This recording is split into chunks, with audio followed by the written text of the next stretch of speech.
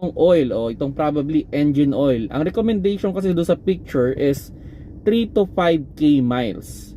So, although sa Pilipinas hindi miles kasi ang usapan, kilometer. So, sa mas madaling usapan na lang, almost times 2. Okay? So, sabihin na natin yung 5k, as far as I know, mga 8 kilometers yan eh.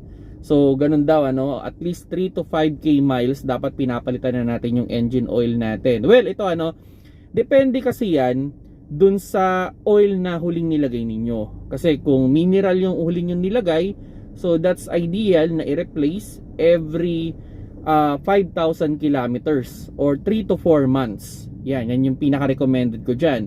Kung ang nilagay naman ninyo is fully synthetic, okay, that's recommended na i-replace around 10,000 kilometers or 6 to 7 months. So depende talaga no dun sa gamit ninyo kung ano talaga yung mauna doon, kung yung kilometer ba o yung months. Pero sa akin ano, I suggest mas maging mahigpit tayo sa kilometers.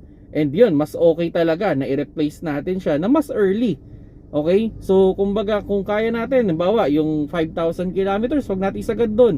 Mga 4,000, 450, palitan na natin. Para at least maganda talaga yung condition ng oil natin lagi, no? Kumbaga, inaalis natin siya ng maayos, lalagay tayo ng maayos na oil, so mas magiging maganda o mas smooth yung takbo ng ating makina.